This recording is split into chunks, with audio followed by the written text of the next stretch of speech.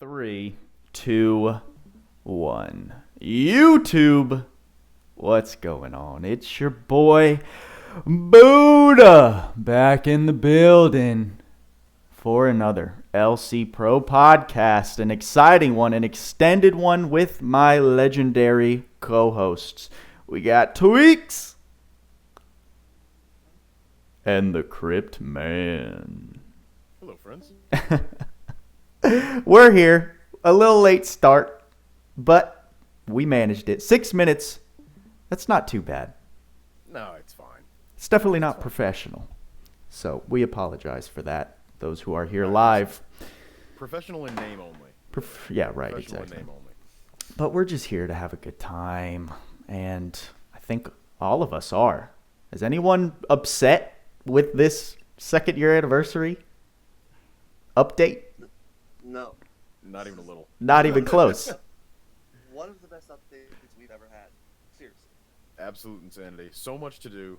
Again, I streamed for 14 and a half hours yesterday and didn't even come close to running out of stuff to do. There are activities I haven't even started yet. There's plenty of stuff I haven't unlocked. There's so much to do. And I think we should talk about it. There is a ton. Yeah, I'm going to be handing over the floor. Not that I really hold the floor during these because I more want your guys' opinion, but my sole purpose since yesterday has been to max out Kyle to the best of my abilities. And I will say I got his ability board unlocked and 80 SC this morning. So that felt good. That felt good. That's what's up. I'm ready to start playing with him. But yes, I remember jumping into a chat after my live stream yesterday, my summons live stream with you guys. And I mean, you guys, Tweacz was just scratching the surface with everything that's come into the game. Tweacz was doing his PvE thing, and I was doing my PvP thing. By the way, I'm back to being number one in the arena. Get Nice. wrecked. Nice. It took me all of 3 hours. Wow. And then I continued grinding 5 trophy fights for like several hours after that because there's some really weird stuff going on in the arena that we can talk about a little bit later. Okay. It's bizarre, some of the things that are going on in arena. I'm enjoying it, but it's weird. Well, yeah, I mean that's I guess what I was getting to is I'm going to hand over the agenda to you guys. Where should we even start with everything that's happening? Well, let's start with what you know. You said you've been building Kyle. How do you feel about Kyle? What's your take on him after having him for a day? I have even then I have nothing. Literally, Kyle's sole existence in my game so far has been auto running IPC3 on hard to get souls for him. That's it. Fair and crystals. Reasonable. The few times I've taken him into the soul farming stage, I think I talked to Tweacz about this briefly. His skills flow and feel so nice. He's They so really flashy. He's so There's so much flashy. flash. And there was a lot of concern that he was going to get interrupted a lot, like Dante. However, he doesn't seem to have that problem. Although I haven't taken him into, tougher fights. The only way he's gonna feel like he's not connecting on his skills is if the enemies aren't flinchable. Right. So Because otherwise he's just taking everybody with him. right. Because that's with everyone knows. So if they're getting hit by an unflinchable enemy, they're gonna get flinched. So he particularly has such his skills is especially his S2 and S3 have such a wide breadth. There's such The a hurt wide box AoE is skills. huge. Their hitboxes are massive, so they will hit pretty much anyone before they hit you, which is super cool for PvE and arena because that I mean that whole being able to hit someone before they hit you is monstrous for having an advantage in a battle. Mm-hmm. Mm-hmm. I You love can S2 and carry an entire team across the arena. It's a really little bit funny. understated. What was understated, Tweacz? What were you saying? Just the ability of skills to actually hit people before they hit you. Right. The activations on his skills are very quick. There's little to no wind-up time on them. He's just all of a sudden in his attack, doing his thing wherever he is. His S1 is also non-line of sight. So good. And can be done from basically anywhere on the battlefield.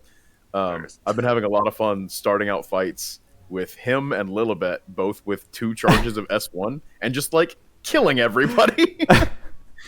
It is great. Weird. It's very satisfying to see his S1 launch from wherever he is in diagonal motions.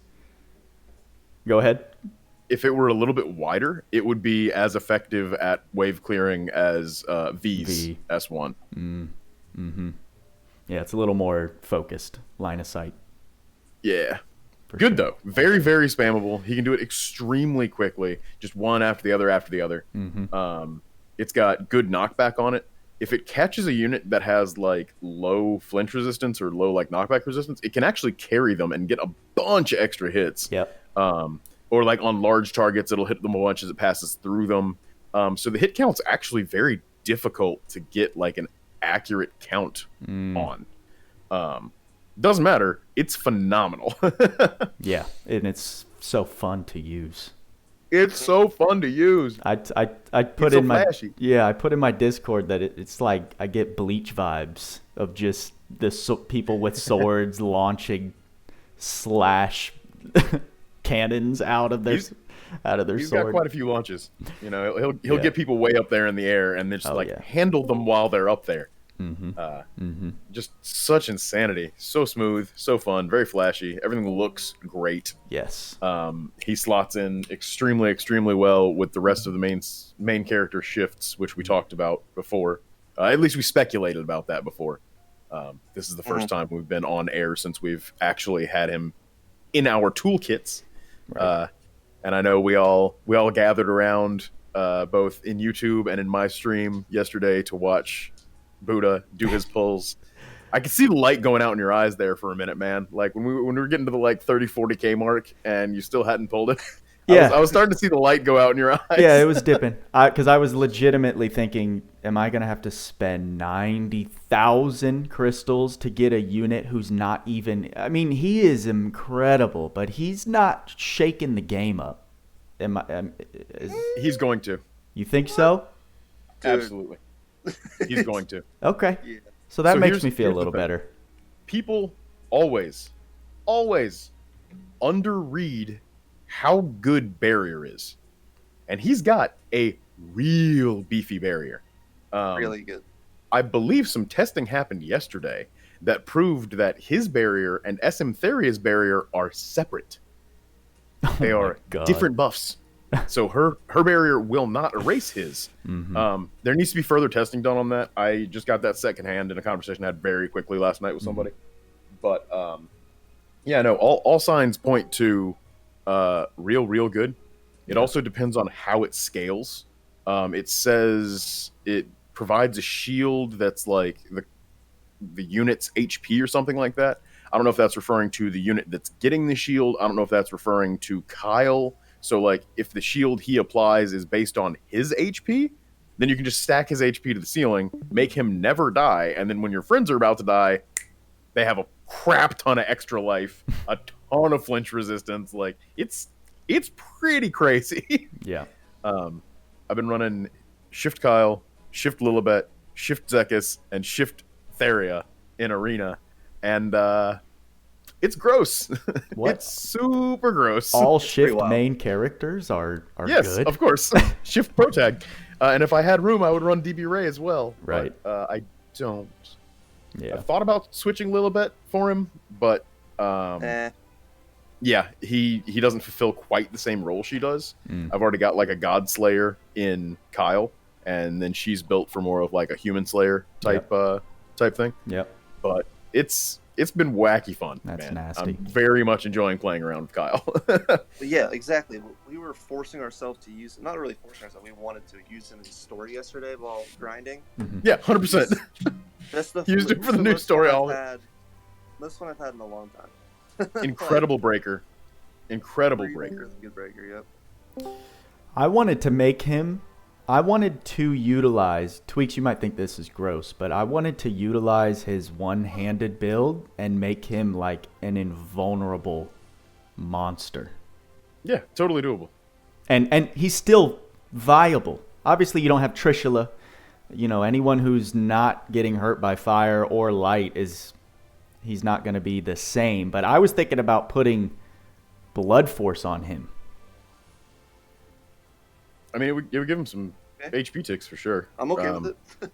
Well, you're right. His regular attacks can out. hit like crazy. Exactly. His charisma increases his regular attack damage. I think there's definitely a regular hit build in there somewhere. Yeah, I just wanted him to be literally unkillable. I've been using Shift Lilibet as a honey elixir battery for him. Yeah, that's what I'm about just to for do fun. right now. Like it's probably not the most effective thing you can do, but it's very, very, very fun. And that's something that, you know, I'm not going to say it's been missing in the game, but it's nice when we get like a fresh drop of it. Sure. When they open up the fish tank and they drop in those serotonin drops, they drop in those dopamine drops, they give us that real fun chemical experience. It's great. It's been super, super fun. Very much enjoying him. Good. I'm excited then. But yeah, we played through story with him. I know I was using Tweacz' Theria, and pretty much the same crew from my PvP team is my PvE team now. Yeah, I was pretty much doing the exact same thing as well. Because they're all together, they're imminently unkillable. Wow. It's pretty wild. Who knew? Who knew they would do that? Yeah. Weird. Who figured that Shift Kyle would come out and his kit would be, you know, the puzzle piece that perfectly connects all of the other story Shift units together. And the power of friendship. It's the power of friendship. Oh, great. Well, yeah, I'm excited. But I mean, anything? Do you want to show him off in any one particular situation? Tweacz. I was just gonna throw him in PvE real quick. I was gonna go in that one of the newer zones. The newer zones. Yeah. Should we? Yeah. By the way, this is probably going to be a pretty spoiler heavy podcast for people. If you haven't finished the story yet, we're probably going to talk about some stuff that like unlocks after it. We're probably going to talk about some of the things that happen during it. So if that's something that offends you, maybe turn your ears off. I may go dark when you want to bring that stuff up. Then. Yeah, that's fair. I mean, we can just have like a little spoiler warning before we talk about that stuff, and then we'll have some kind of cue to bring people back in if they don't want to hear it. Sure. Because this stuff just came out yesterday. The vast majority of people are not going to have already put 10 to 14 hours worth of gameplay into the new update. You know, most people haven't even started the new story stuff, and it's hard. A lot of the new story stuff is hard. Y'all better get prepared. Yeah. The new story stuff is actually difficult for a mid-game player. Like, not necessarily mid-game player, but if you're rushing story to get all those gems and stuff, you're not going to be able to roll into story and just steamroll it. No chance. All right, so here's the one caveat to that, is that right now, continues are free. So if a quest can be continued, you're not going to get the like use no continues objective or whatever, but you can essentially face roll your way through a ton of stuff in this game right now because you can just pop back up like daisies over and over and over again for no cost. So if you're having trouble with particular things, now is kind of a good time to like start beating your head into it. Obviously, you know, train your units up, get better.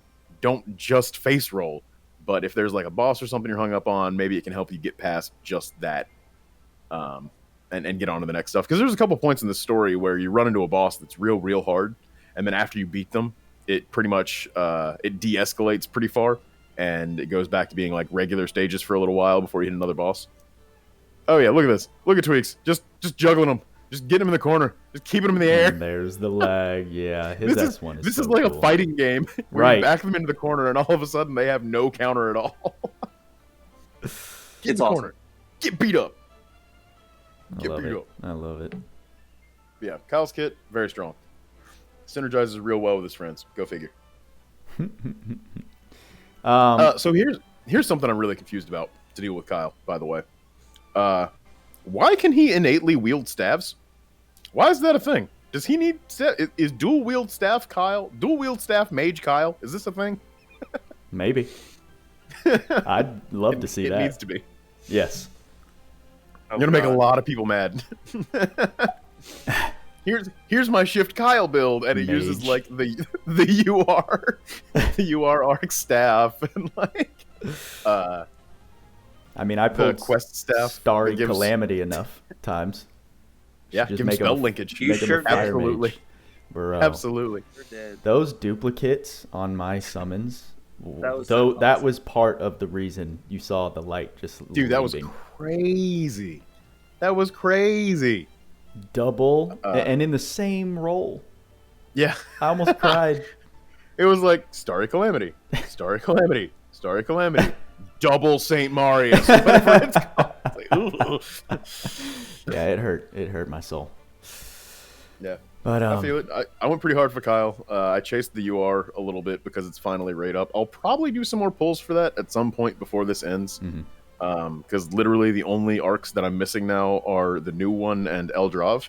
I don't much care for Eldrav. Like, it's good. It's fantastic for Alice. But it's just not my ideal pull. I actually got my ideal pull yesterday. I got Great War of Ruin finally. Oh, and I'm congrats. super, super happy. And then I did 200 more pulls to get the UR ticket, the random UR ticket, Right. and I got another Great War of Ruin, which... Oh, no. not oh no. That's fantastic. Awesome. I will take a copy of Great War over basically any of the... Like, Right. I'd have been mad if I got Lily Matter, because I got a guaranteed Lily Matter again. Both of my guaranteed UR pulls have had Lily Matter in them, like in the guaranteed slot. Ew. So Gore was actually a bonus UR pull, which was so good. I freaked out. There's a VOD of it. I deliberately recorded my VOD yesterday because I knew a bunch of like crazy stuff was going to happen. But I freaked out. I threw my hands up so fast that it pushed my hat down in front of my face. But no, I was very, very excited to get It was an War adorable finally. reaction. Dude, it was exactly what I wanted. Yep. Pure. You know, I didn't much care for Eldraught, like I said. It's great, but like the AER, there are replacements for it now. It's like strength over time thing is great, and the ult boost thing is phenomenal for units like Alice, but I just don't need it. It's just not top of my priority list, Right. and Great War was. I would like to get the new UR still, and I do think it's awesome that it's on rate up, so I don't feel quite so stupid chasing it. But yeah, I'm real happy with all these UR things. I hope everybody out there in the audience got what they were looking for on their UR guarantees. I saw a lot of people doing them. I sure did. I was so Sure did. salty. I was very luck sacked. Yeah, well, Tweacz, you gotta. Yeah, Tweacz Ultra Lux Act. He I did. sure did. You spent almost nothing to get both. Like as far as The relatively minimum, yes. relatively, right? Like you got the big one from the 99, from the Yep. 9600 crystals, Yep, I got the one I didn't have. right? So That new one. Six UR crew over a there. lot of people did. A lot of people got. I know. Who was I looking at? Cass FG is another content creator. He posts very few and far in between, but he pulled Kyle and the new UR in that. Sick. That's Yeah. ridiculous. That was It's such insane. good value. Mhm. Like, it's so insane to get a guaranteed UR, as well as by far the highest UR rates in any pull. I don't want to misquote because I don't know the exact percentage, but it's a very, very high percentage chance, relatively, Right. that you will get more than one UR in that pull. It Right. remains the single best deal that they've ever Mhm. introduced into this game. Mhm. And I'm super hyped that they brought it back. I hope this is a regular thing. Yeah. Because like this is kind of the fix for the UR system. The UR system that we've all been, very disappointed in Mhm. since. I mean, speaking for myself, since it first came out, the UR system has seemed overly aggressive to me. Infinite chase on something with extremely low rates and no pity whatsoever. Right. So any guaranteed way to accomplish getting those is phenomenal. And $100, it's a lot of money. It's a lot of money to put into a video game. It's a ton of money to put into a mobile game, especially a free-to-play mobile game. But if this is a game you enjoy, and this is a game you want to support, Yep. there's no better way to do it. Yep. I want to go back to Kyle just because I'm looking at chat right now because Tweacz is pulling up some stuff I don't want to see. Well, I mean, I wasn't going into anything, but yes. It was a map. I know, It's fine. I know. Don't worry I'm about just kidding. I'm just kidding. You'll see it. I will see it. But Rufus asked, dual wield on Kyle. Shall we confirm this or what? PvE it dual wield entails? Kyle, absolutely. Right. It's the same rules as applies to pretty much everyone else. Yes. Dual wield on pretty much everything PDBS in PvE, because you're losing a lot of damage potential, and who wants to sit around and for the canon and for the memes, sure, if you want to single wield him, go right ahead, use an armor, fine. But if you have dual wield, you'll feel a lot better with his sustain, with his damage if you dual wield. But The value is just too high on dual wield. yeah, the value is too high. If you have, if you want, are you going to bring him into arena? Do single wield, obviously. You're not going to waste 14 SC doing dual wield. I think single wield in arena is fantastic, and dual wield, unless it's innate, isn't really worth it. But, There's a couple units that are worth dual wielding in arena, and it's specifically units with like built-in, or not even built-in, but like shockwave is an essential thing if you're going to run dual wield because you don't want to give double guard proc chances on attacking. But yeah, Kyle, super strong single wield. In single player, in PvE, I shouldn't say single player anymore because multiplayer exists. In PvE, you're going to see much more consistent damage with dual wield. Like, what do you lose out on by using 2 weapons instead of 1? You lose 2-hander, which is like 2k cap, and some damage and some crit. Not a big deal. And then you lose out on in one blow or whatever it's called. That might be Sukasa's thing's name, but it's essentially the same thing. Where he has a low chance, it's like a 5% chance to get 150% crit damage and 15,000 cap. You're only going to see that 1 out of 20 hits. You're only going to see that 1 out of 20 crits, right? Whereas dual wield is every single hit. You double your damage cap on every single hit. Over the course of time, it's just more damage. Like, there's no way to break it down where it's not more DPS to have 2 weapons, right? There are plenty of spreadsheets that have been done that show like where the DPS passes single wield in dual wield. So yeah, for PvE content, it's just like DeGrogue. Yes, she has single wield passives.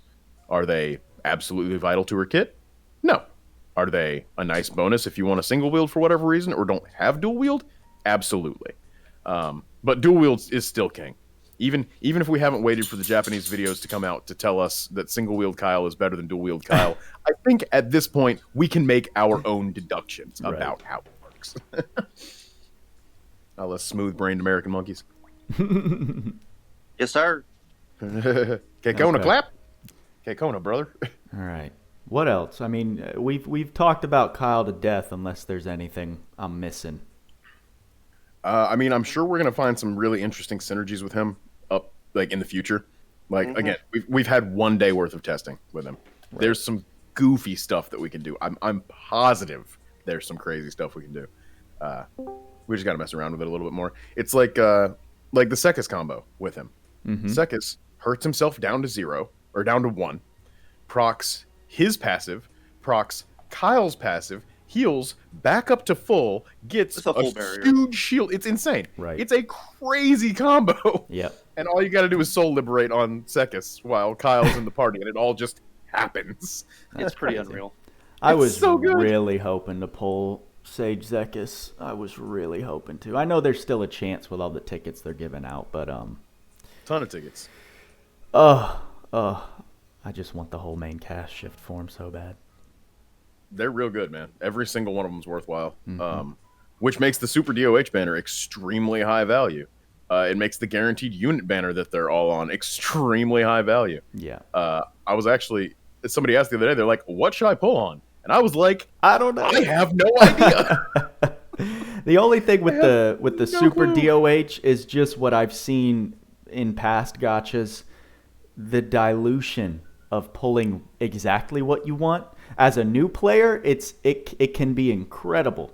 But if you want something specific, you typically want to go up for the featured banners that Absolutely. they're on, right? And I mean, that's how it's always been in this game. You're right. That's how it is in most gachas. Right. It's the efficiency of pulling for specific stuff on banner against the overall better rates of pulling from the larger pool of everything, you know? So, like, if you just need Shift Kyle, if you're just after the new UR, absolutely go after that. But if you're good with any amount of progress, if you're good with just getting new units because you don't have a lot of units, doing the Super DOH is super high value. It's 5 times the regular chance to, or 6 times the regular chance to get a UR, just by way of there are 6 URs in the pool that you can pull. So if you're looking for something specific, it might not be the way to go. If you're looking for general progress and general more characters and general more arcs, it's a great way to go. Yep, I agree. Rerolling right now is super fun. I was watching some of that. It is, yeah. Because you get like 6K plus 20 pulls or something like that. Yeah, it's absurd. Yeah, so that was wild. I was watching my buddy Horrible Chopstick, who's in my chat right now, and is one of my moderators. But he was doing rerolls because he enjoys rerolling more than he enjoys playing the game, and that's fine. Like, rerolling is the game for some people. Yeah. But I was watching him do it, and he's pulling some URs and pulling characters and all sorts of like just stuff, and sending me messages like, "Oh, is this good? How's this one looking?" But it's great. Yeah. Okay. So it's 10K plus 10 times DOH ticket. And that'll change as the daily login stuff changes and as like the event progresses and we get like more stuff on that. But it's an incredible time to start an account right now. You can start out with basically all of the essentials and then some. Get that sprinkle of nice extra stuff on top to get you that sweet acceleration. It's pretty nuts. There's so much stuff. There's so much stuff. And we haven't even talked about the story. And you were saying earlier you streamed for 14 and a half hours. I mean, I was in there for 8 of it, and I barely cracked the surface as well. Like, I was doing story, doing all the extra stuff post-story, and I didn't even touch tower, like the tower trials. I didn't touch I'm doing PvE, my tower run today. Or I didn't touch PvP. I barely touched the mini games. Like, there's just so much stuff. Because there's a bunch of new mini games from subquests. Some of them more frustrating than others. Some of them are just straight up Minesweeper, which is awesome. Yeah. So much fun. But yeah, so they brought back the thing. They listened to us when we said, hey, there wasn't enough like side stuff. There wasn't enough like neat little weird things that we've come to love and expect from this game.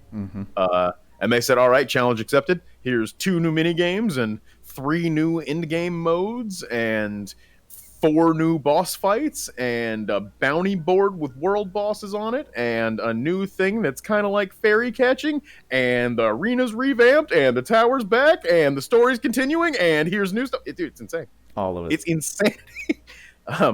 It's crazy how much stuff they added. And I don't think we've even seen everything yet. Like, I think there's clearly still stuff that's hidden in here. I'm not going to get too into the spoilers on this, but there are end-game modes now that require extremely restricted character lists. So all those people who were building weird, off-meta characters, congratulations. It's your time. Hi, boss. It has happened. Bro, it's wonderful. It's so, so crazy. There's tons of reason to, like, build... I'm not gonna get too deep into it. There's tons of reason to build off-meta units now. There are plenty of fights where off-meta units are gonna shine. I don't think talking about that stage is a spoiler. When I think spoiler, I'm talking about specific plot points in the main story. Well, I'm talking about like specific mechanics and areas that don't unlock until after you finish the story. Right.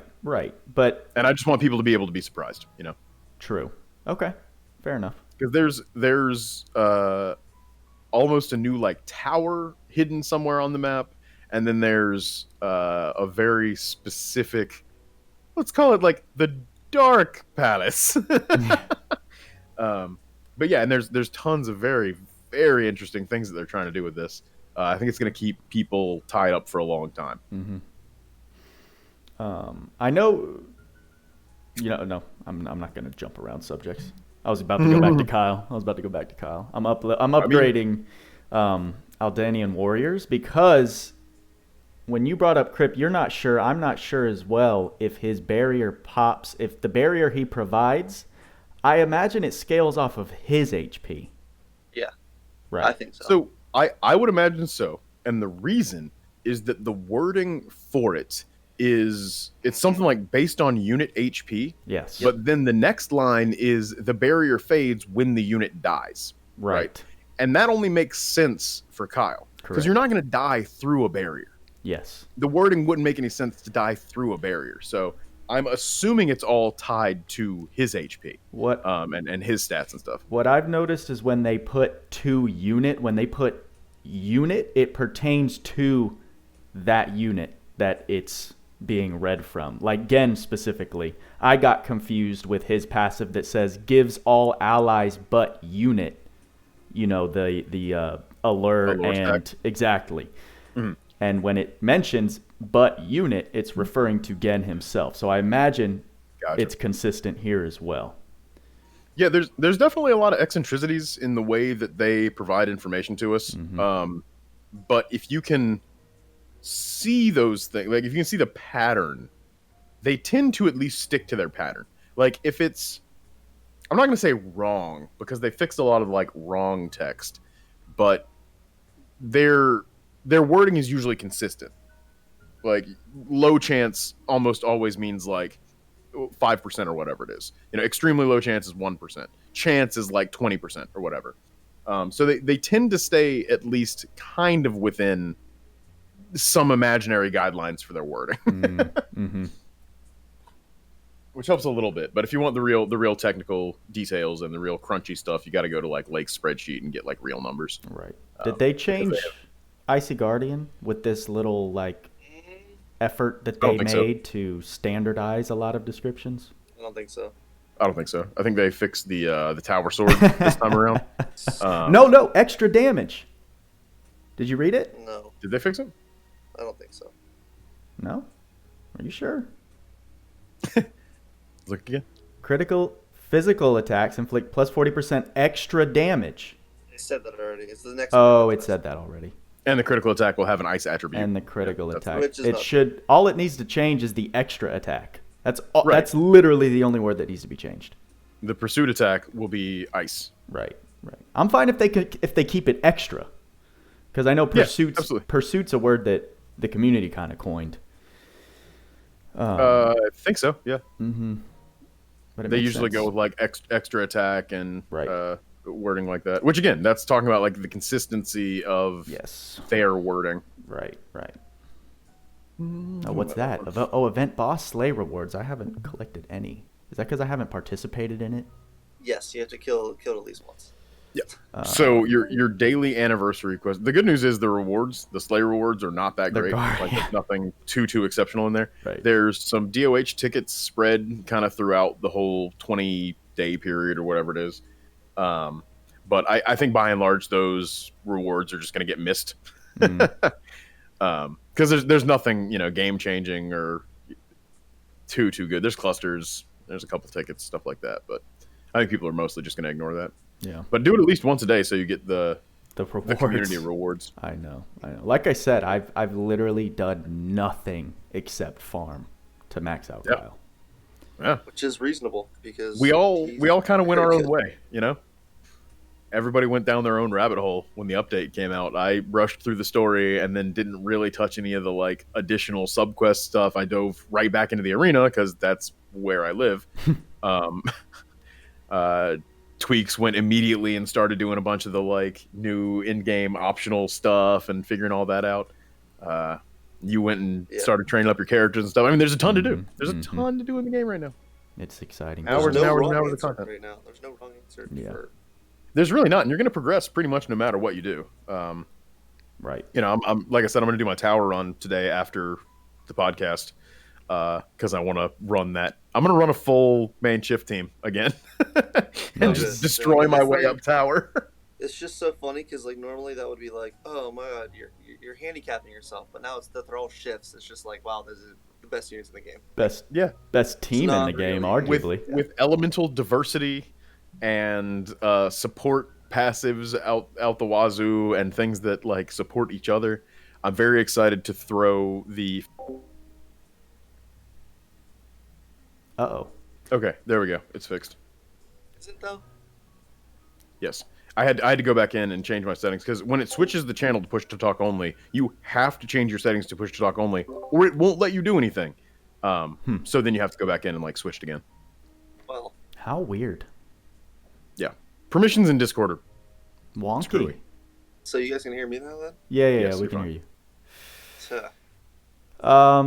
What were we talking about? Crypt was Yeah, I have in no the idea. middle My of train a of thought is sentence. so far off the rails now. Yeah, it It's threw me gone. off. It's gone. We were talking about doing stuff. There's no wrong avenue that you can take with everything that Talking dropped. about shift units in the Shift in the units tower. is arguably one of the best teams. Tower, Yeah, I haven't even touched tower yet. Still, right? I'm just gonna see if I can auto the whole thing.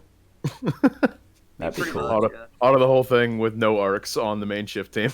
Totally fine. That would be interesting. pretty sure Uni was doing it yesterday while we were in voice chat, but I don't know how it went. He let me know. I mean, I don't see any floor individually that could stop that team. You know what I mean? Yep. They have all elemental coverage. You got magic, you got physical, you got support.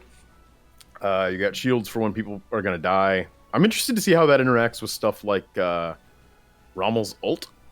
Like, will it stop his ult in the middle of it and prevent them from dying? Or is it time stop and so it's just going to, like, splatter them anyway? Only one way to find out. Mm. I mean, we could talk about a direct segue from Kyle is to talk about the Ark. Yeah. I'm So- Tell down. us about the Ark, Tweacz. Tell us about Fill it. all of us- Well, all I of guess. us in. I guess I am the only one that right out of this.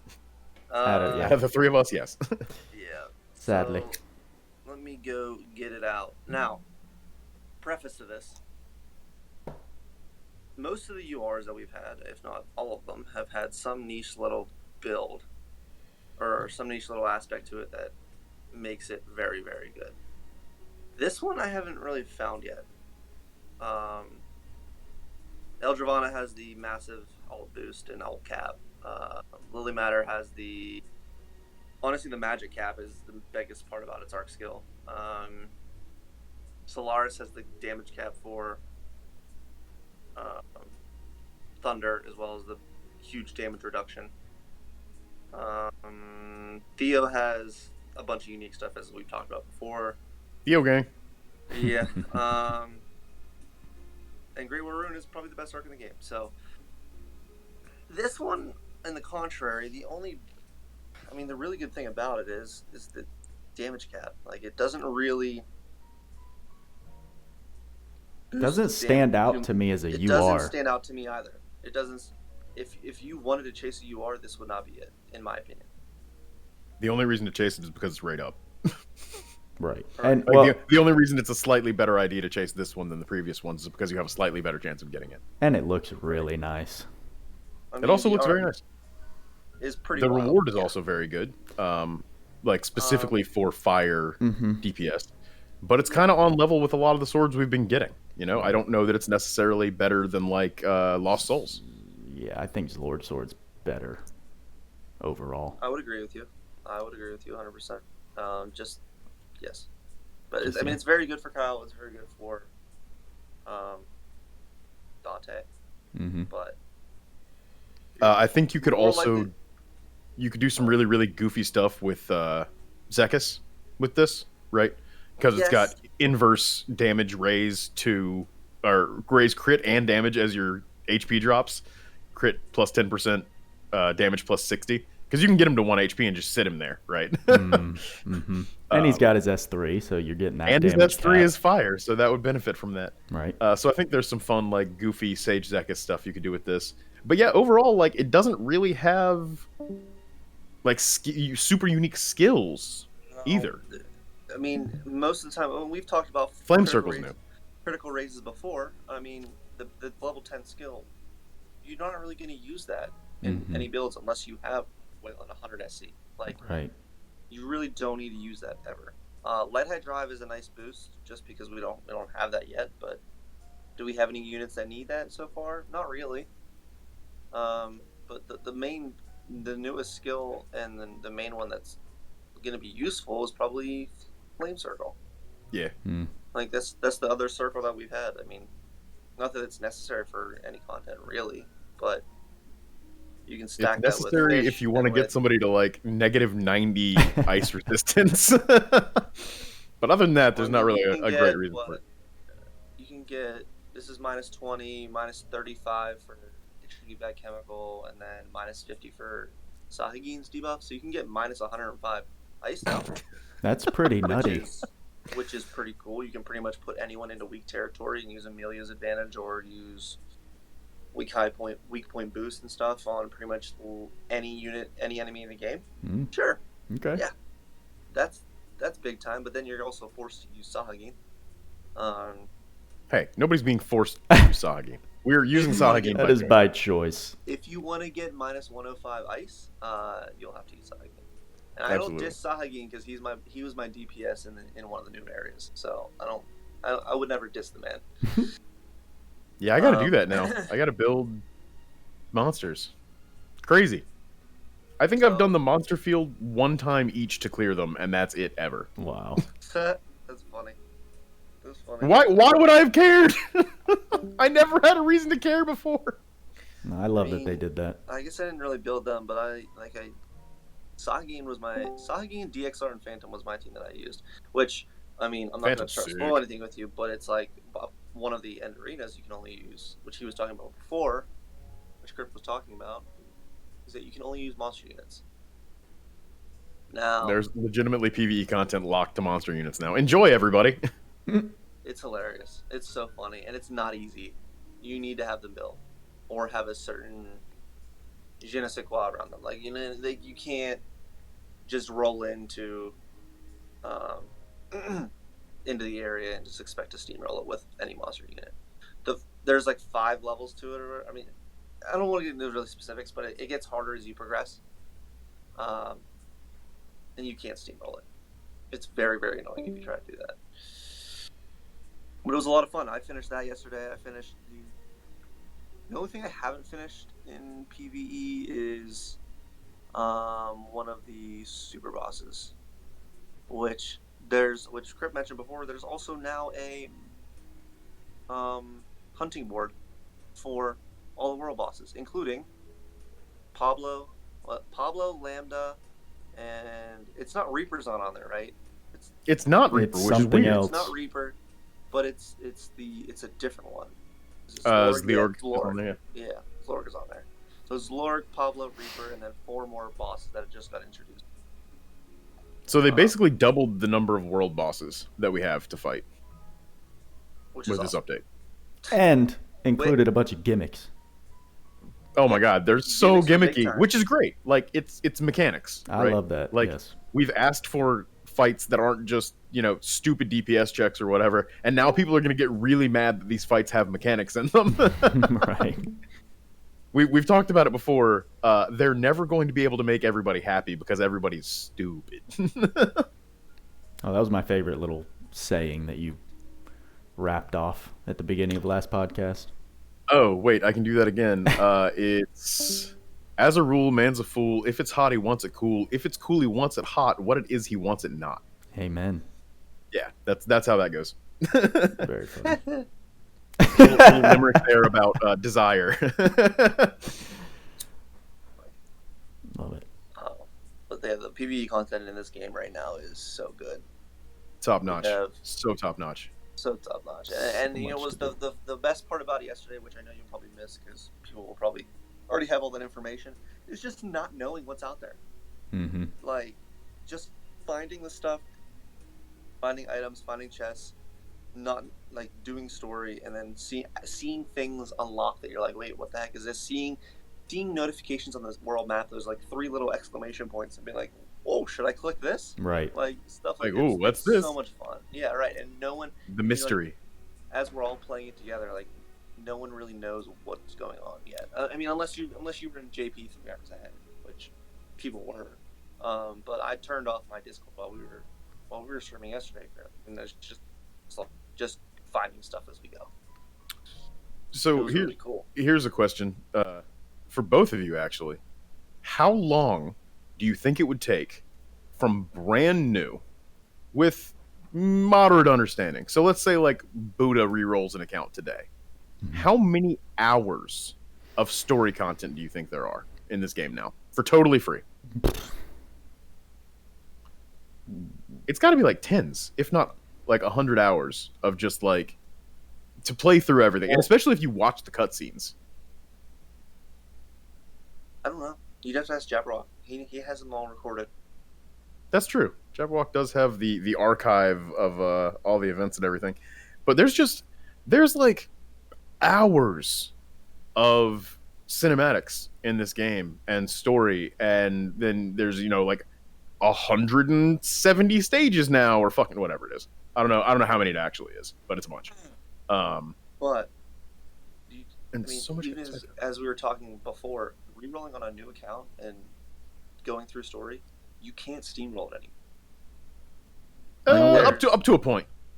Right, up to a point, but like when you get to the new stuff with this update, no way. You're not gonna have the mats, even if you just went ham on story from start. You're not gonna be able to fail upward through the the current story. Right. No way. Because you're not gonna have the resources. Especially after this free continue ends, there's no way. Yeah. Yeah. Push while you can. Yeah. I don't know, man. This is by far, this is probably my favorite update that we've ever had. Well, this is a prime example of, I know you mentioned them listening to us. This is all pretty much end game. This is a buttload of end game content. These bosses. Absolutely. The story that's out is very challenging. The unlockables. They're all things that you're not even going to touch until you're fairly well into the game. And even once the story progresses, like the new monster dungeon area is still gonna be hard, right? That's one of those things that like it's not gonna matter how power creep happens. It's not gonna matter how things change. Those are permanent units that everybody has access to through grinding, that you can train just like you can train the rest of your units, that will always be like relevant in that area. Exactly. Even once we move on to Story Arc 2, because this update was the end of Story Arc 1. We got the end of our first complete story. And I'm super interested to see where we go after this. I didn't pay too close attention to it because I was playing on stream and I didn't want to ruin it for everybody. So I skipped basically everything that was skippable. So I'll have to go back and like watch, if not read, some of that at some point in the future. So Jabberwock did say he has 21 hours and 30 of event video alone. Just event videos. And I mean, not all that's available all the time because we don't have like an archive or anything where we can replay past events unless they're actively rerunning them, which that's something I feel like they should add, is some way to replay old events in case like there's not something currently going on and you want to go back and get some of that gear or some of those rewards that you missed. I feel like Dragalia did that, or there's some gacha game, potentially many gacha games that have that mechanic, even if it's like a rotating thing.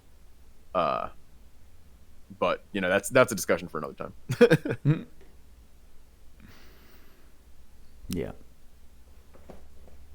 like I mean, where do we even go? There's so much. Since I'm into it, why don't we talk about multiplayer? Yeah, absolutely. The return. Your screen share's down. I don't know if that's on purpose or not. What? The screen share it ended. Oh. Okay. How long's that been down? Only like a minute. Couple minutes. Not long.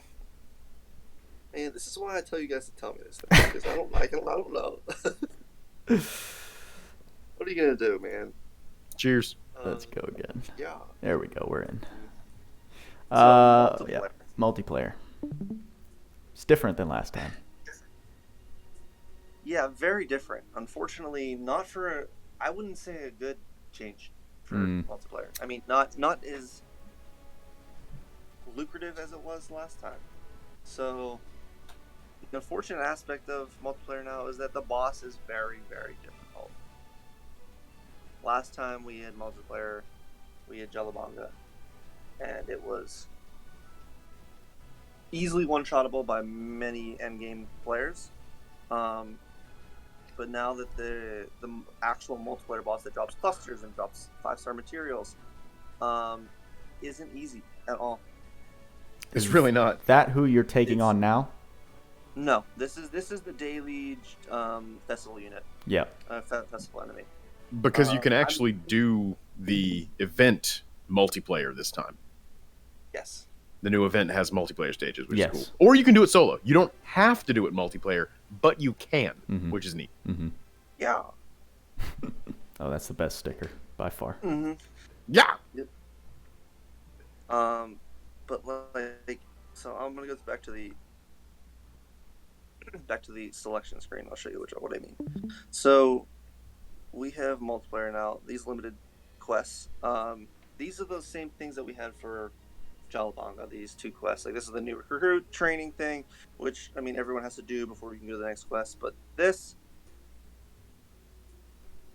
is a tough quest. Naglfar.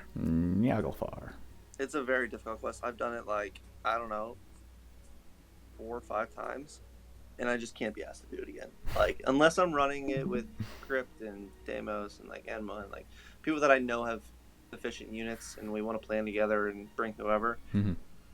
Sure, it makes it a lot easier. But running with randoms on people on level 50, like 80 units that with a level 7 arc that are hosting a party, no, I'm not going to go in there and carry that because it is 5.7 million HP. Oh, it takes wow. It takes little to no damage unless you completely break it. Its break bar is pretty massive. So, no, It takes like actual coordination now. I'm not going to join your party and go in and spend. It's a 5-minute limit battle, and I'm not going to spend 4 minutes and 45 seconds of a battle in there whacking away. Like, I'm just not going to do that. So, no. You Unfortunately, my preparation for this was Rem on the level 80 and even the level 100 boss. That level 100 boss only had 2.5 million HP. This one has 5.7 million. More than double. It has huge damage reduction. Unless you break it. It has to be broken. You have to break it. So there's no point in doing this unless you have a fully built squad. That are all breaking. It's a waste of your time. And unfortunately, this is the only area, like Jelabonga, that has those sweet rainbow cluster rewards. So the people that are getting late into multiplayer aren't going to have that. No, they didn't. The advantage, the lucrative advantage of Jelabonga that was here. Which you called. That was ridiculous. They might have increased the drop rate of multiplayer coins, sure. But if I'm going to do one of these quests in the amount of time that I can do 10, 20 of the other ones, no, it's not. It's really not that much of an increase. Yeah, you can definitely set up like fast-ish clears. I did some runs yesterday with Uni and Deimos, and I think Taco was with us too, but we were kind of just carrying him. So it's one of those things where it's going to take actual coordination. It's going to be much easier if you can communicate with each other, which the in-game communication is a little bit lacking right now. But it's going to be extremely hard to do like solo carries, like duo or trio carries. Duo carries, maybe. Trio carries, yes. Three people are easily going to be able to carry one. But one of the big things that people look at, even if the drop rates are much better, it's the efficiency of it. It's the clear time of it, which is what Tweacz was talking about. Like, it takes, even on a fast scale, it takes 3 to 4 times as long to do this as it does to do Jalabonga. Like, even if you got a completely to the tits team, like, everybody knows what they're doing. You've got a dedicated breaker. You've got somebody who's going to honey elixir your breaker. You've got a crazy DPS for when that goes down. And then, your fourth person doing whatever, sitting over in the corner eating crayons. Probably an Emtheria, to be honest. Probably an Emtheria. But it actually takes coordination and effort now. And I don't think the system is built for that kind of coordination yet, because I still don't think you can change like your arc or your unit in the multiplayer lobbies. Right. So if you join and you've got 3 crazy DPS characters and a support and no breaker, All beast what are you hunters. gonna do? All beast hunters. Yeah, what are you gonna do? So the grind definitely isn't as lucrative there. It is nice to be able to do like all the ability and limit breaker dungeon stuff multiplayer. That's great. But yeah, the insane rainbow cluster grind is unfortunately right now a thing of the past. Called it. Yeah, you guys both. Yeah, absolutely. Like, no way they're bringing that back. People kept saying like, "Oh, there's going to be better rewards there, better rewards there, better rewards there." Like, of course, there's going to be quote unquote better rewards and maybe higher rates, but the cycle speed, the efficiency of it is never going to be the same. I will say I've averaged like probably 12 to 15 coins per run in the pretty small sample size that I've done. And that's like, but that's not getting clusters. That's only getting coins. Right. And here's the thing: if you want to farm multiplayer coins, do not do the Naglfar quest. Do not do that. What you want to do is the actual event quests that we have going on right now. These, on multiplayer, the God version of Festival, which I mean, I'll just run one right now. I don't really care, but you'll get way more value out of this than any of the other quests, because it only drops event coins as well as the multiplayer coins. So your multiplayer coins are going to be on par with the Naglfar quest and the Jalabanga quest, and it's going to be more. So if you're trying to farm out your rings or that new armor, your event quest is definitely your way to go now. Yep. Okay. Because it's one enemy. It's a relatively quick clear. Way easier. And if you're built up enough, you can clear it pretty good. But I mean, one of the main things of this event, which you're going to want to do, is get all those sweet event coins, because the Ether coin exchange gives prisms for everyone except Kyle. All the main character shifts except Kyle. And I didn't start it, so someone left. My bad, dog. Which screw it, I don't need him. So what enemy is this fire guy considered? So it switches every day.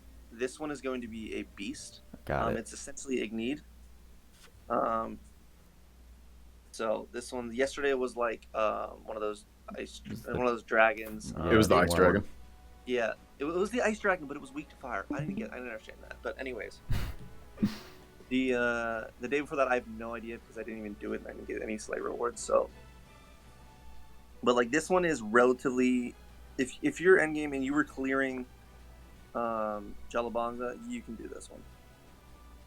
It just takes a little bit more. I see you're running a level 10 arc. I mean, it has 2.5 million HP. I'm gonna go for damage. Right. And this isn't also spammable, right? The other multiplayer was spammable. You could do it immediately, over and over and over, over and over. There were lots of lobbies. Everyone had orb refreshes. You could always find a lobby. Right. This one, not so much. We're also at a point where we have 1.5 times soul generation and half soul usage. So running level 10 arcs really isn't too much of an impact right now. Sure. Especially for somebody like Tweacz, who you're probably sitting on capped fountains more often than not. Once you level out, the newest thing that you get, you go back to just having full blue and red constantly.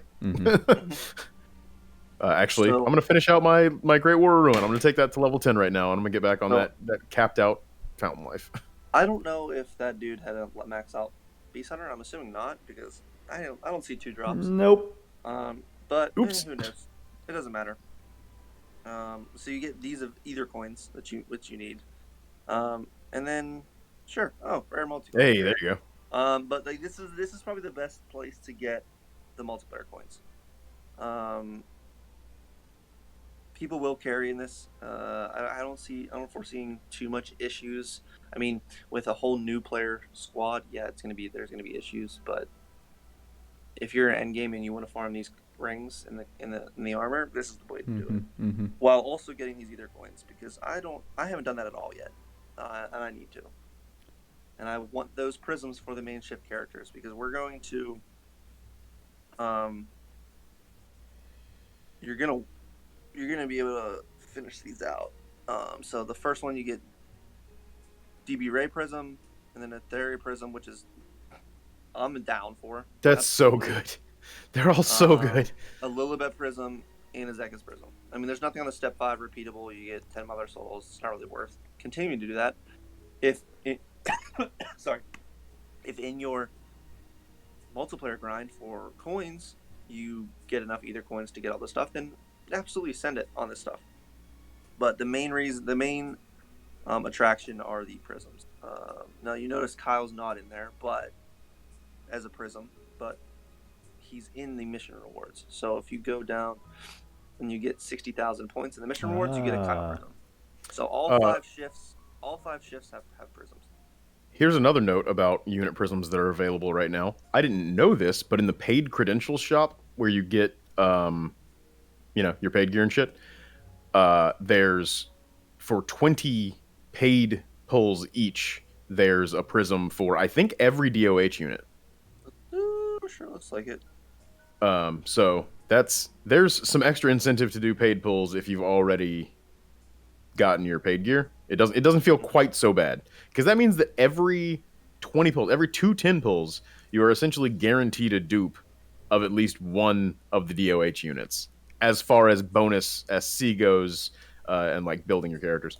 But that feels pretty nice. I'm not gonna lie, because I often buy a bunch of crystals and end up getting the paid gear, and then it's like, well, now I don't want to spend paid credentials anymore because there's nothing in there really. So anything over that is like, oh, I bought souls. Buying souls feels really bad. So I've been buying first-rate potions. I had like 400 of them. But oh my god, this time every 2 extra paid pulls that you do, you get a definitive prize. Just right along the way, just pick up that prism. Okay, I do 2 more. Pick up that prism. So I'm actually considering doing a bunch more paid pulls, whereas usually I would just be like, done. Anyway, chasing this is super fun and great. No, it's not. It's not really. Hey, this is the highest value UR chase that's ever existed. I'm not saying it's a great idea because it's a great UR, but the chase itself is as high value as it's ever been. Oh, I won't be able to stop you. So the chase is on, all right? You can't stop me. No one can stop me. Notice, what do you guys think about those arena formations? I think Paladin's good. I think the other ones are poop. You think the Paladin's good? The other ones are poop? Yep. Paladin's amazing. I would agree. And I think they're only useful for defense. I think offense, you're still just going to want to run Magician because MP does so many things. Also, where's the UR Stardust that's supposed to be in here? Yeah, it's not in there. I don't know. JP has it. They also said that there were supposed to be super DOH tickets in there, and there's also not those. Wow. So we should probably bring that up. I don't see any of this. Or, if you're watching, please fix. Please fix. Yes. We were told there would be UR Stardust. I know. Which I'm super excited about now, because I've got a Great War to dump them all into. I should have a level 10 Great War in like 2 months at this rate. That's awesome. That's crazy. I think mine will be level 10 next month, which is great, because they're just dumping UR Stardust on us. I suddenly have a very definitive opinion about not being included in ranking rewards. Oh, yeah. Mm-hmm. I got to get that UR Stardust, man. Right. I hope I get included. Yeah, me too. That'll never happen, Tweacz. Oh, man. You can dream. I mean, all the events going on, there's still... I mean, hey, actually, you know where both of us got included, Tweacz, that's now in the game forever? I saw. Believe me. Would you like me to go check? I would. I would love for you to go check. Just to have this as a... Just for posterity's sake. March rankings. Where? Let's see. Oh my gosh. Hey, look. It's preseason. Hey, easy boys. It's set in stone. Oh wait, I'm on there too. Hey. go. All right. Well, Crypt, forever immortalized as the first season, the preseason. Enma up there, Yoda, Detri, Air, Syntax, Glue. I mean, a lot of this was just anyone who wanted to grind could. If you really felt like grinding, this was it.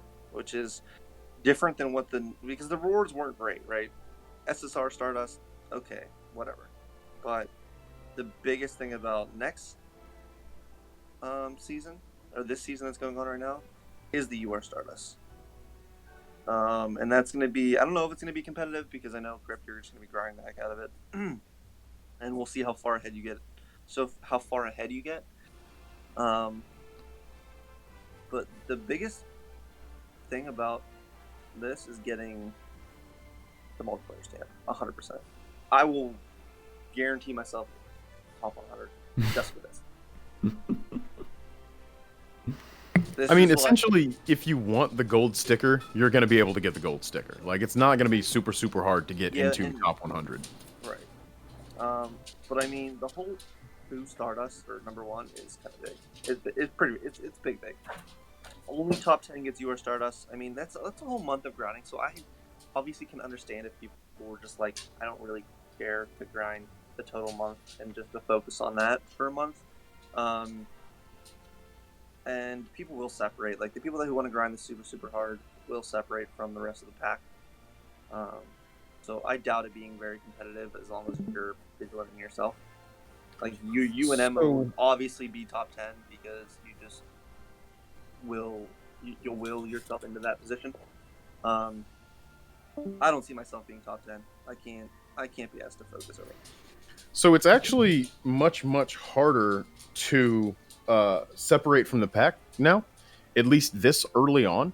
Right? I'm a couple hundred trophies ahead of everybody right this second, I think. And I've noticed a really, really weird trend this first day, guys. And I did not notice this the first time that we did this grind. There are bots in the arena now. Yeah. They have unique names. And it's hilarious. They have unique names and garbage teams that are roughly themed. But you can always tell one when you see them. They'll use like Generation 1 units, which is kind of interesting. I don't think you're going to see any. But it's super weird. I'll scroll. It's not a big deal. They're worth like 5 trophies. I've started to see them a lot because I don't think I've got like targets. I think I've gotten to the point that it's separating me from everyone else target-wise. Also, I still can't be attacked in the arena, so Season 1's probably ruined. I'm sorry, guys. But I'm gonna go on record and keep saying this. I will continue to do what I am doing until they fix this. At this point, it is more about proving a point than any sort of like personal glory that I'm going to get out of it. But they need to fix this problem. So I'm gonna keep highlighting it for everybody.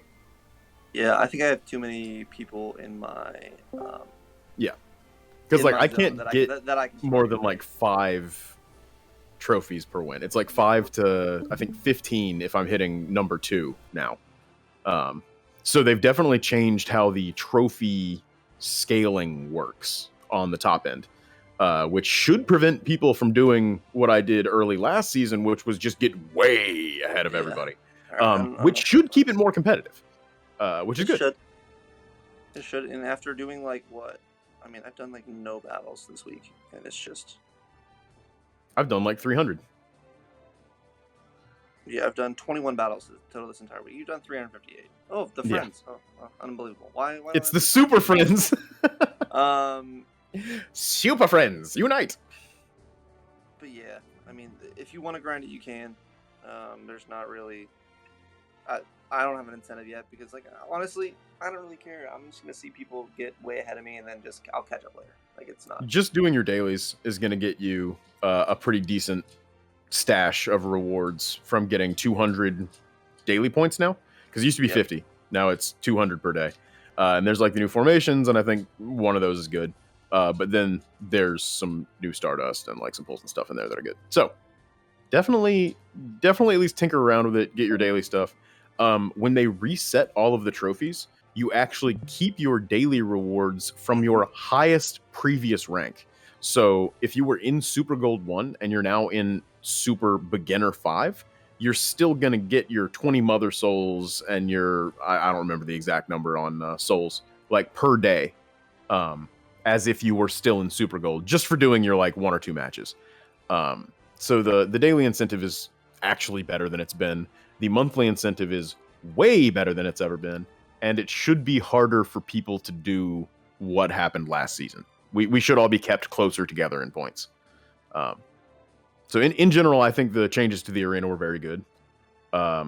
Teams are getting harder. Kyle is starting to show up, and he is a pain to deal with. There's so many good units now to use in arena, and especially on defense. Like, it is getting very annoying to find battles, and I'm like, oh, I'll win this one, or oh, I'll win this one.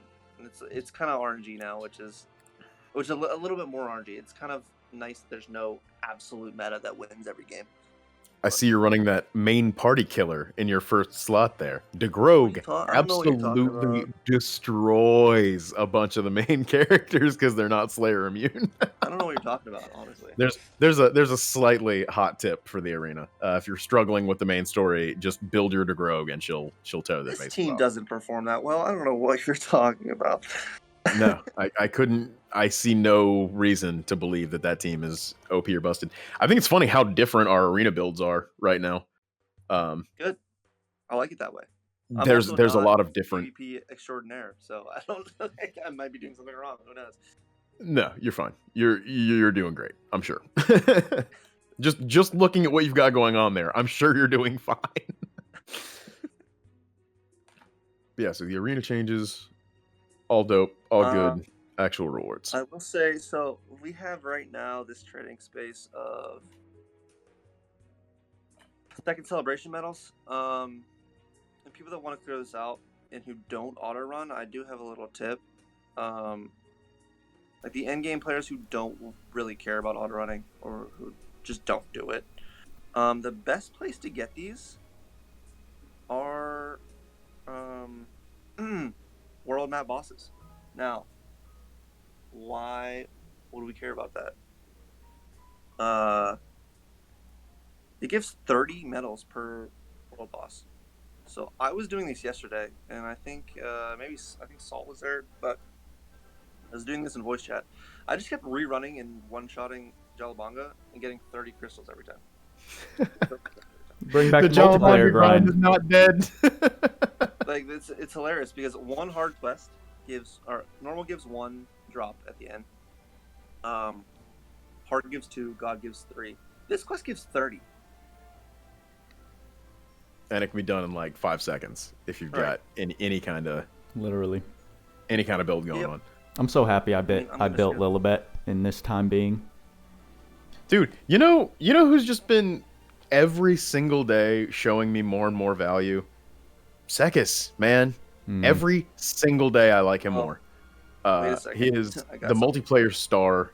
He is incredible in the current event quest. That's what I've been grinding this morning. Just doing multiplayer clears with him. I've just got him with hydrogen sulfide. So really, there's a couple ways you can build him out, but like science magic, just because by virtue of being the best magic in the game right now, if you can stack that on him, he just obliterates stuff. So I just set him to auto here in the event, and he casts his charisma and then casts hydrogen sulfide like 3 or 4 times, and that's the fight. That's if my teammates are doing nothing, that's the fight. Whoa, here's 2 rooms by someone with the same name. That's an alt. Okay. Yeah, I wish I had him. He would be fun. Yeah, Sage is great, but I mean Lilibet is also phenomenal in like all content. She is. That damage cap when someone's weak to earth. To the tower. And here's another thing about Shift Lilibet is, especially with Gaze of the End, most meta units are weak to earth to some extent. DB Ray is super weak to earth, so you can just dumpster him with Shift Lilibet. I threw Godslayer and Weak Point Boost and special boost on her, Yeah. and I can like S1 most DB rays in arena. It's pretty cool. There are few things more satisfying than watching DB Ray go in on your mage, and he starts his thing up for his S3, and he attacks him, and you take that S1 shot, and it starts hitting him, and he jumps back in the air, and he dies. He dies before he gets his spirit bomb off. That's great. Automatic sky high, just murders. It's so like, good. It's crazy. Yeah. It really is pretty nuts. Yeah, I'm excited to do what you were talking about with Kyle and Lilibet just S1ing Oh, dude, it's so gross. Wick arena It's clears. so gross. You can set their priority to S1, too, and they'll just do it. Oh yeah. I've I'm got gonna them set to S3 so they don't sit on charges of it, but yeah, they just... Oh, for they'll a just defense wipe the floor team? with you. Toxic defense team. Very toxic. Disgusting. I It's can't wait. awesome. But very, I mean, just, as in toxic, I mean very good. I wonder Very what good, yes. the most like aggressive out the gate defense team you could get is. Like the two of them for sure. But then who do you run as your S3 character? Probably DB Ray, because his S3 hits such a wide area. And if you could like somehow also sneak in a Dilmorto with S3, Oh my god. you could just flatten an entire team in the first 10 seconds. You give somebody Theo for the added damage boost. There might be something there. Goodness. Hey, Crypt, by the way, did you see what I just did? I did found not. this out yesterday. After What did you adding, do? because Zekus S3 is fire, right? Yeah, He gets plus 3,000 cap with this, it's lit, fam. and then he can one shot. Oh yeah, of course. Because he was very, very Oh close to getting lit. yes. He just needed a little more cap. He just and needed a little more cap. Flap. And here's 3K. This happened yesterday. It keeps. This is a bug it gets interrupted for no reason now. Oh, interesting. And it didn't like No persist like kidding. it usually does. No, it didn't persist. Lame, It's run it like, yeah, they switched some weird. It was happening in that in the fake tower as well, the game tower. It would just like get interrupted for some reason. I don't know if it's a bug or not. I'm pretty sure it is. Like, Because It we was- got Tower 2, the sequel, and the reward is basically nothing. Oops. you would see it do damage, and then you wouldn't. It was really weird. But taking out Gen yesterday helped. See if I can do it again. Everybody should take out Gen. Nobody should use Gen. I'm so sick of seeing Gen in the arena already. I love Ken. Gen has One such shot. he has that's such an annoying 19-5. trait. Where like if you're fighting against Gen and you have less than 20% crit rate, you have 0% crit rate. Yeah, it's Super pretty annoying. nutty. Extremely annoying. Gen is definitely like a defense superstar. Yep. Offense too. I'll be honest. He's fantastic in arena in pretty much any aspect of this game. Honestly. He's so good that he confuses me, and so I refuse to use him. Like I've not yet come up with a build for Gen that I like. I've come up with several that are like good, but I haven't hit one that I like yet. In arena or PvE we'll or probably both? say. Both. Hmm. Gen's just incredible. Like he's amazingly good at doing damage, being a debuffer, flipping debuffs. He's got unique stuff about him, and he's got a fast 20% crit debuff for the entire enemy team that can't be cured, or you just gotta wait it out, and it's like 40 seconds. The other thing you can do is you can die, but that's not usually a great plan. Like, what are you gonna do? I'm gonna die. Let's not do that. Hey, what you were mentioning yesterday about arena, you were mentioning that you feel like Allure is a little bit broke. I feel like the targeting for arena has Now- gotten changed. Now, Yes. after doing more battles after I left this room yesterday, and you had mentioned that you thought it might be because you had auto already persist through Right. when you started battle. Do you think that's the case still, or do you think that it's I think actually Allure's? I think it has some amount to do with that, but even while not on auto, I've had units switch target. So I don't know if they increased the efficiency of how Allure works, or if they like tweaked how the AI like interprets it, or what. But it definitely feels different. Lilibet's S3 also feels different she would just jump to target. It didn't matter if there was somebody in the way, it didn't matter. She would just jump straight over them and go to the target. Now, when you hit her S3 and if she physically hits somebody during her jump, she stops right there and starts doing the rest of the attack. Oh, that's odd. So like, because my shift Lilibet starts in position 1, which is on the top, and their like sorcerer is usually on the bottom, you'll try and jump across and you'll like hit DB Ray or something in the middle and she'll just stop right there. So that's kind of a weird new interaction that I've noticed that started yesterday. So I don't know how much they've been tweaking stuff like under the hood, but apparently some. Interesting. Very interesting. Especially in like undocumented changes, right? Like that's not something that they're coming out and saying, but they're never like upfront with hey crunchy Crypt, mechanics. Little conspiracy theory alert. Wait, if you think they might have changed how lore works, isn't there a unit that just isn't there a unit that just came out that is like a tank and like uses a lore to its advantage? Weird. There is. And you know who else makes higher value is Gen, who would also give him another stack. Yeah, it's ridiculous.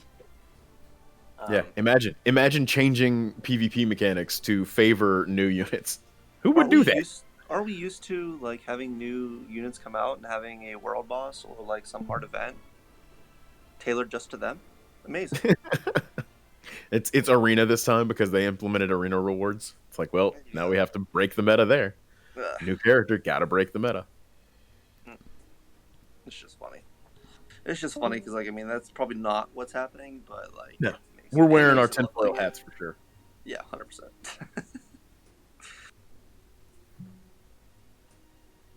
Beast Hunter.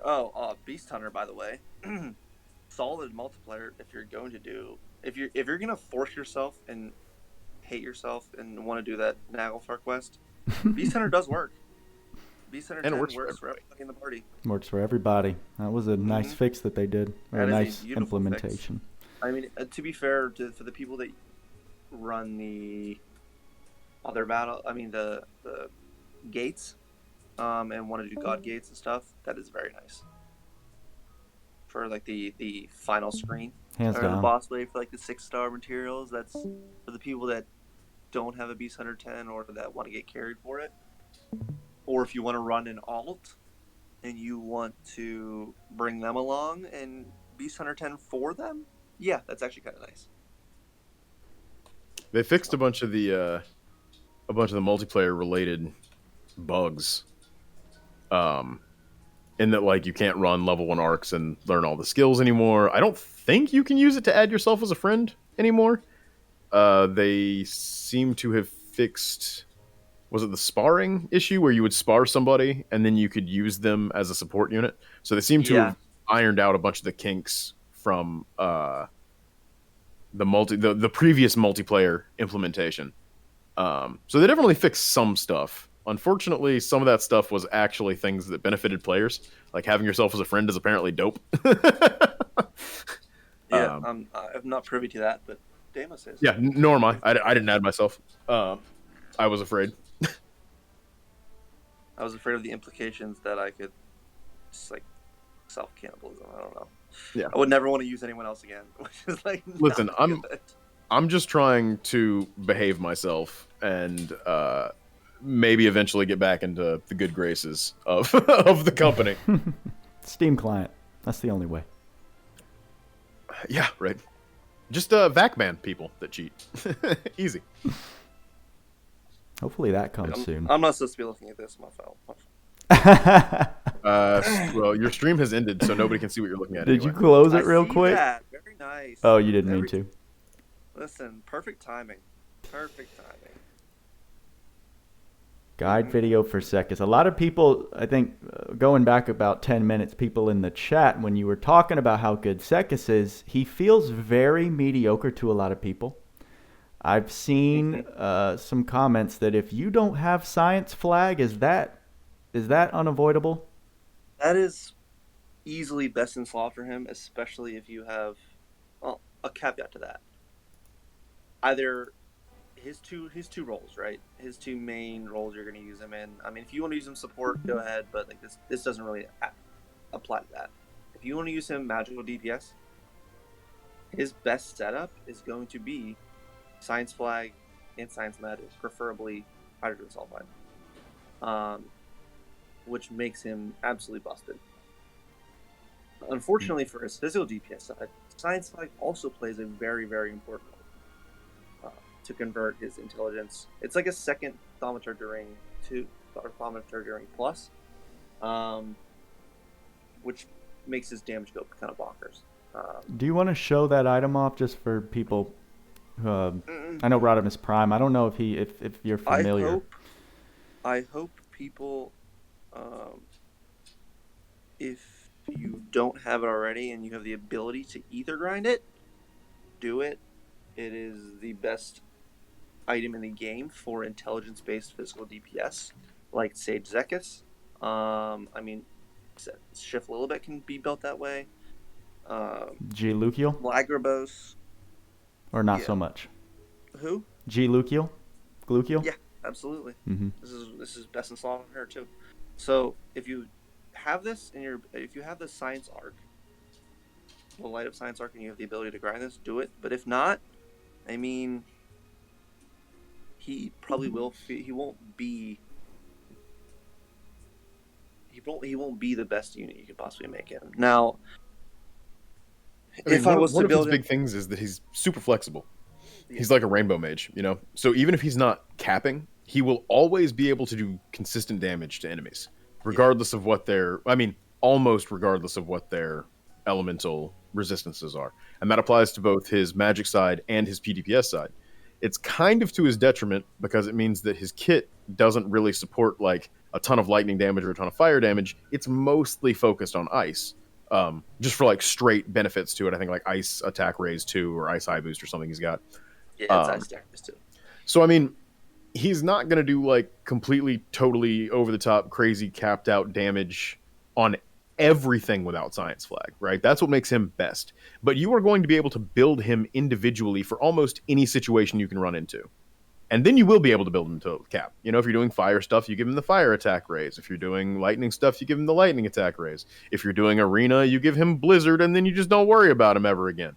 But I mean, there are plenty of other items that you can give him that are going to give him some kind of boost specific to stuff, like the fire damage staff, or like Heaven's Cry if you want to do like a crit build because he's got a bunch of magic crit stuff built in, or you know, I think there's like a what's the other one I'm thinking of, or like Scarlet. You know, if you're just doing like general high magic damage. Even Trishula would be good on him. Like Sword of Lost Souls is good. Trish on is him. great for him. Like, Absolutely. This is also good on him, which I mean most people are gonna have. But yeah, this is the but he's a very talking about straight up 30% fire attack magic damage. Yeah, he's a very flexible unit, is what I love about him. He can be used nearly anywhere to great effect. He does physical damage. He does magic. He's just a really good like hybrid, and I really appreciate good hybrid characters. Which is why Lag is still one of my favorites because he's such a goofy character, even though he's completely suicidal and wants to just dive into melee combat, even though he's a mage. I still love him as a character. But there are a lot of alternatives for your flag.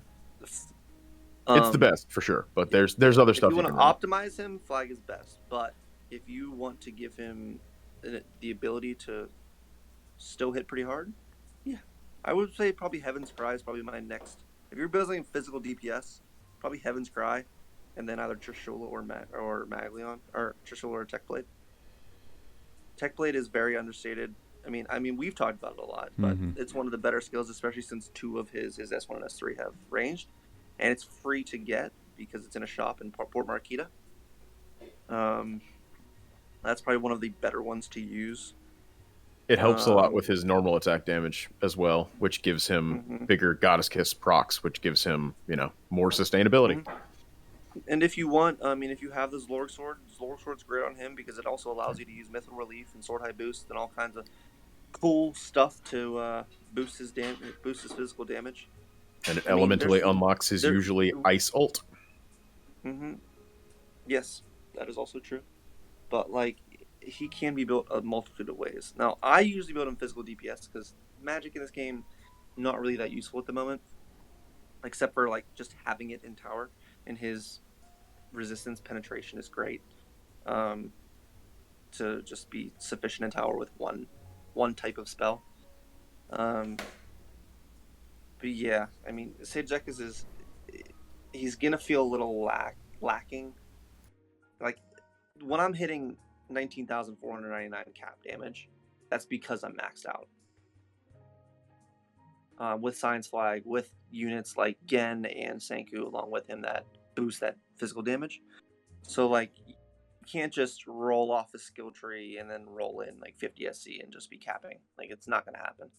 A little easier to cap with his magic damage because he has that penetration and he has some good boosts and has some good multipliers on his intelligence.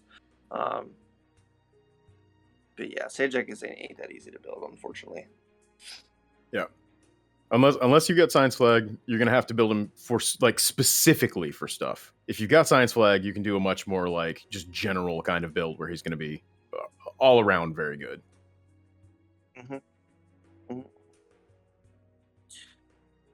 Yeah, I mean, this update though, there's still so much stuff I have to do. So much. Even if it's not like a real thing. I think there's so much stuff everyone has to do. So this really isn't a spoiler. It's not really related to story. It's not really related to end bosses. But this is hilarious that we have this. This is called the Game House. And once you unlock this, I mean, I'm not sure of the requirements to unlock it again, but I'm pretty sure it's end game stuff, right? Once you can get a couple more of the mini games. I think it's Gobble Bomber and Rock Wrecker, which is Minesweeper. That you can get. Which is Minesweeper. Gobble Bomber is Minesweeper, yeah, and I'm a big fan of that, so I cleared that immediately. I love Minesweeper. I used to play that all the time. Rock Wrecker is a very, very toxic game to clear, and good luck to everyone who does it. Because I don't know how many times I've seen in the last 24 hours someone like spamming like, I hate this game. Like, this makes me want to like throw my phone. Because it's all like, it's not really anticipation, it's more like reaction time based. It's really, really funny though, to Jabberwock especially is not. We should at some point do a race between the three of us where we pick, and I mean, it's not going to be fair because it's going to be RNG, right? But the three of us all do Rock Wrecker like level 5 or 6 or something like that, and whoever finishes their level first wins. That'd be funny. Just a little friendly competition. So, I don't even know what this minigame looks like. I haven't touched. It's alright. You'll find it once you do all like the subquests. Like if you look at your town list and find all the subquests, you'll eventually get it. Okay. But yeah, the easiest thing to check if anything's new is just going to the quest area list and then just like scrolling and seeing if it says new. Like I have new on this because I haven't beaten the Mother System boss yet. I just haven't taken the time to go figure it out. Actually, Rithik, the Forest, said he did it. Yeah. And he just made his team invulnerable and dealt like 1 to 18 damage the entire time. Bro, how long did that take? 22 minutes. Wow. That is dedication. I told him he's a true warrior. Oh my god. But anyways, that's wild. But the mechanics of it, I mean, they have a request of 3 minute clears, and I'm just like, no, that's not gonna happen. Not anytime soon. Not until we figure out the gimmicks of it, realistically. But it's like that other boss you fought that has the nobody dies win condition or objective. That was so funny. We're not talking about that boss. No, we're not talking about it, but it was so funny. I don't know how there's no death when they do 3 ults in a. He does 2 ults in a row, which normally kills pretty much everybody, and then he does a final ult, which is like the purple Grand Cross ult, which everyone dies. Yeah, funny. It's ridiculous. You got to take apparently 1 invulnerable unit somehow, and you can't even bring Sage Zekus. So what are you gonna do? What are you gonna do? So the biggest thing about unlocking most things is, as it's always been, is do your subquests. The easiest way to find the subquests is go to the town/port and quest area list and just see what's new. If any of them have the new thing on the left, do it. Do it. I have a lot of subquests to do. All of a sudden. So it's the biggest thing about Game House, right? So it has like, a mission board, great. You can clear, which I've done. Yeah, I need to clear Puckle Stadium, clear Dabborn Portion, and collect this machine music. That's all I have left. But the reward. This is such a goofy thing. I love so it. Goofy. I love it so much. It's just something to have, right? Like the biggest aspect of this, the main reason I want it, I don't think it's a very usable arc, but XP up 2. Yeah. I Yeah. want that. I'm very interested in Runner's High I'm interested in that for but 2SC. I don't. I mean, It's yeah, 2SC. I understand. So you just run It's around too early. for what, 20 seconds, and then your skill has 100% damage boost. Yeah, From what I'm understanding. Is this how they're gonna fix older units that don't have move to attacks? Right? They just make it so that the longer it takes you to move to somebody, the more damage the attack does. That's pretty goofy. I like Right. fast So you pace have though. you have your auto team just attacking, whatever it is, while you, as the main character, are just running in circles, building up your momentum for your attack. Right. You just have Kyle It's like you've got alert on- everybody. You've got on socks, and you're rubbing your feet on the floor, building up that electric charge. Exactly. Is fast pace new? Well, that's only on Great War Ruin, so this is another place for it. Yeah. So these it's free last to play. 3 skills are obviously the big draw for. Mm-hmm. I wouldn't say the passives are any good because we can't really make anyone fish type unless it's that Sea King armor. Right. So like, there's not really any useful for the max 40% physical damage, unless you're using Sahagin, which. But I mean, who has tons and tons and tons of fish just sitting in their inventory? I mean, you I can ask get as I am looking at my inventory that is filled with fish. I mean, I don't have 8,000 to max it out. That's for sure. I've got a couple thousand fish, probably. Right. I mean, you can get what? Is it 2 or 300 per day? Well, there's 3 spots now. So 300 per day. Mhm. So If you fish out every spot. yeah. And the Arc of the Reward is funny. I just think it's a hilarious little token, but it's not that good. I mean, it's defense plus 80 is all right. Physical attack damage taken minus 10% is actually all right. I don't know. It could be useful in a tank build, but not really. So the way that works, though, is that all physical damage is minus 10%, with a chance to take normal damage. Extra. Although normal. I guess but it only brings it back up to normal because you're already permanently down 10%. Well, you're gonna. Unless it's magic. I think chance to take damage is relevant to regular, physical, and magic. Right. But I'm saying like physical, right? You're always taking 10% less. So even on the chance that you take 10% more, it's just gonna be net 0. You're either taking yes, Correct. yes, But magic, you can take 10% more. or regular attacks. I mean, regular attacks are physical. Come on. No, Come they're on, Buddha. Special and magic. Regular attacks are not the same as physical damage. That's the differentiation between slayers and killers. Nope. No. Okay. Okay. All right. Wait. All regular attacks are physical damage. Not all physical damage is regular attacks. Buddha. See what I'm saying? Say that again? No. Okay, My blonde so- is kicking in. So while regular attacks are physical damage, right? They are their own special specification of attack is a Okay. regular attack, like your normal attack. They are still physical damage, Okay. but not all physical damage is going to be regular attack damage. Mm-hmm. So skill damage is not regular attack damage. Mm-hmm. It's its own thing. Mm-hmm. Yeah, it's See a what I'm bit saying? confusing with how it's defined, though. For sure. You have to understand the categorizations of damage and what falls under what. Yeah. So Exactly. physical damage is all things physical. It is skills. It is regular attack. That's it. Specials don't count, right? Because Right. special is special damage. Physical comprises regular attacks and skills. Magic is magic, and special is its own little special. Mm-hmm. Mm-hmm. Except in the definition of slayers. Right, but Those are one-offs. Okay. Well, Slayer is physical attack damage. It's 50% bonus physical damage, or it might just say, yeah. Mm-hmm. But Whereas if you- killer is specifically regular attacks. But from what I understood, turning on Machine Slayer does not give you that plus 50% damage to your regular attacks. Yes, it does. it does. It does? Yes. I was Slayer misguided. Slayer is all physical damage. Killer is only regular attacks. I was misguided at some point. So you don't have to put on both.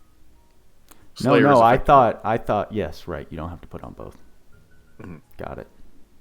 Well, that's nice. I'm glad I was Well, wrong see, hey, in that aspect. there's a bit of misinformation that we can clear up. Like, if you were Yes. under the impression that either they worked together or that, like, one wasn't the other, whatever. Yeah. There it is. There it is I right thought they were independent. Yeah, killers are under the umbrella of a Slayer. Like, it's just a small little It is distinction included. within a Slayer. All things Which is- make sense now. Mhm. Well, good. Thanks So for do we want clearing to that do up. the last 13 minutes like Q&A stuff? I've Sure. had some people asking some questions. Yes. I'm sure there have been people asking questions in the thing. Send it.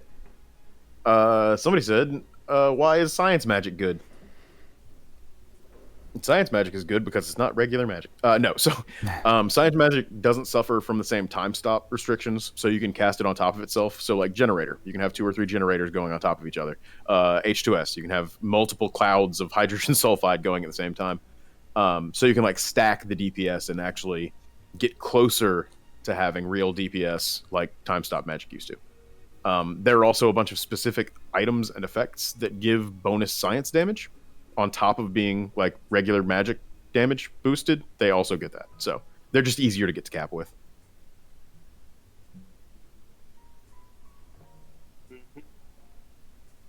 Cool. Anywho, I will continue to do this. For anyone looking to build units for multiplayer or to do those events, obviously the best strategy would be to look at the whatever daily. I would assume people are farming these are for the coins and the ether coins. Are going to be doing the festival mega beasts. So you're going to want to be looking at do the normal quest, figure out what Slayer you want to add, and then just add it to that unit. Whatever unit you're trying to nuke with. The best units in this are going to be the same units that people use for Jala, that people used for. I mean, it's going to be shift a little bit, Zekus, Merity, Nero, Dante, Rem, like pretty much anyone that does heavy burst DPS, you're gonna be. That's the thing that I would suggest doing is getting those prisms as soon as possible. Yeah, Since that's we're- my next mission. I haven't even touched part that's- 1 of any anniversary event missions. I haven't touched part 1 either. I'm probably not going to touch part 1 just because the rewards just aren't that good. Mm. And it takes a lot to get them. It really Like 350k is a lot of runs in there. Mm. It really is. And for those of us who don't really need rainbow crystals or rainbow Oh, clusters, right. why bother? Well, I was going to say, are there rainbow crystals in there? Because No, there aren't. Dude, I know so many people that need rainbow cluster, like rainbow crystals, like the middle one. mid tier, yeah. One of the places you can get those is auto farming Imperial Guard Commander 3. Yes, but it is still a long grind. For sure. Right. Just Yeah, just do it for like a year and a half straight and you'll have like Yeah. 5 to 10,000 of them. It's Easy okay. fix. Easy fix. Yeah. 6 months down the road, you'll be totally taken care of. Yeah. Revisit us. Just start 6 months ago. 500 days. Come back. It's tough. wrong. I sacrificed probably probably 75% of my colored crystal amounts to max out Kyle as quick as I did. Do I regret it? Maybe. You shouldn't. Kyle's amazing. But I am excited to get to make videos on Kyle sooner rather than later. Are you fighting yourself, Tweacz? I mean, I'm just gonna spar myself on the auto, see what happens. I'm probably gonna lose. You Fair don't enough. even have Kyle on your team, bro? What are you doing? I'm not a sim, bro. Not everybody is going to reevaluate their PvP team every time a new unit comes out. I wasn't gonna do it. I was feeling lazy. I was like, whatever. Mhm. And then I lost like 2 or 3 fights to Kyle's, and I was like, all right, well, Whoa. I'm done with that. Oh, guess we're readjusting here. Yeah, guess we're main story shift team now. Wow. I don't know, man. There's a lot of time stop gonna be happening. This so is it's high gonna be level a big PvP deal. for anyone who's Unfortunately, curious. it is. This is toxic. Somebody mentioned earlier. And it ended. You're streaming. Uh, Somebody mentioned earlier. Yeah, here we go. defense team, 4 tank healers with God Heal. You won't win, but the amount of time it'll take to kill you, people won't attack you anymore. Nobody wants to do They'll probably a quit. PvP battle. Yeah. To be fair, if you had 4 units with God Heal, I'd probably still slap you. Right, but it wouldn't be a 90-second fight. It would take like 4 minutes real time. Which is, Yes. Actually 4 minutes real time. And that's definitely a component to it. Like there is a psychological component to defense teams. Oh man, I accidentally just queued somebody who's probably going to beat me. Anyway, yeah, so there's much more to like defense teams, and especially now because you can actually build an adequate defense team that might survive being attacked or even win. There's many more like defensive options now than there have been. So, you know, if you've been afraid of arena, probably still be afraid of arena. But if you've dipped your toes in and you enjoy it a little bit, it's changing all the time. I'm very excited because I'm about to get the Band of Dunes AER. Sure. Just start you off with 3 MP up to 10 minimum. Right, and if you're running or max. If you're running Magician, you start with just another little bump, which gives you usually enough to get Sharp Eyes off on a like whoever your S3 unit is, right? I was gonna give it to my mage. I mean, yes, that's kind of useful. So the only reason it's not super useful, yes, you can get the cast Q right out the gate, right? But you're not going to flinch anybody for 10 seconds anyway. You are not wrong. I would much rather put it on my physical DPS, who's going to be my S3 unit, and explode their mage off the face of the planet. Yeah. Yeah, I see the light. That's just one way. That's just one way you can do it. That's one way you can handle that situation. Right. I don't think my current team is using it. But it's definitely a strategy, and that's something that I did for a long time, especially with Tsukasa. On your healer. So what's a healer? What's a healer? Oh, you mean Asymptheria? Yeah. I mean, I can look at her real quick. If it's I think even she's got needed. like. So I've got like a bunch of revive stuff on her right now. Right. So I want to make it so that every time she dies or almost dies, she becomes more annoying to kill. Yeah. And I've got the sinister Junihito or whatever it is on her, so that when people kill her, they get status ailments. Yeah. That's pretty nasty. She hasn't died recently though. Can't imagine why. I had a Suicide Zekus team for a while, or Sinku, sorry, and he was like designed to die. But I find that that's counterproductive with Kyle on the team, because Baton to the Future doesn't go off if nobody dies. Right. So we had to reevaluate our team a little bit. It's worked out pretty good though. Pretty happy with it. I'm seeing many less bots today, so it might be that it was a factor of I had done so many matches that it's like, please stop bullying regular people. Please fight these other things that aren't regular people. We'll see. I'll mess with it more, like a lot more, in the coming days. Nice. Any more questions on your end, Crypt? Sharp Eyes is bad though, is a comment.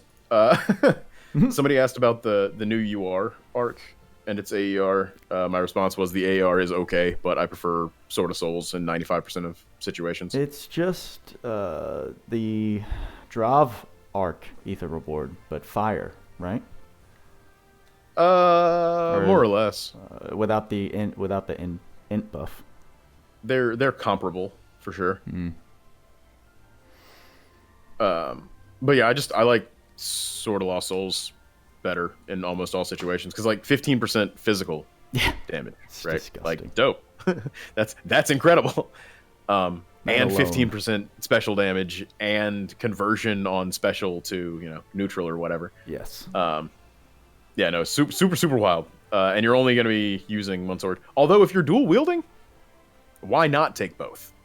And the answer to that is, if you're dual wielding, you should be using Trishula as your other weapon. Exactly. There actually is an answer to that question. why not? Well, It made me sad that they said in the Q&A that they had no intention to make anything comparable to Trish, which I was talking to somebody about how Trish is just bad game design. Trish is bad game design, but I feel like it'd be cool to get weapons that do what Trish does for individual elements.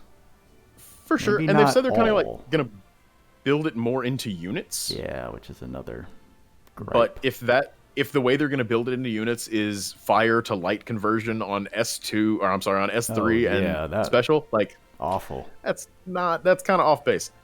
I would have much rather a cut fire resistance guaranteed from Kyle's skills versus or this like conversion. Just give that sword fire penetration. Give it like 50% fire penetration, and boom, you're there. Exactly. And the reason I like you don't need to use Trish. The reason I like it on equipment more is so it's not just unit focus. You can actually take that and give it to Del Morto. And look, now Del Morto's got a little more viability if you have him and the Ark, rather than you need Kyle to experience that. So, and if you're missing Solaris, then you don't have machine high boost, and you're missing a high boost from having one of your weapons be Trishula all the time. Exactly.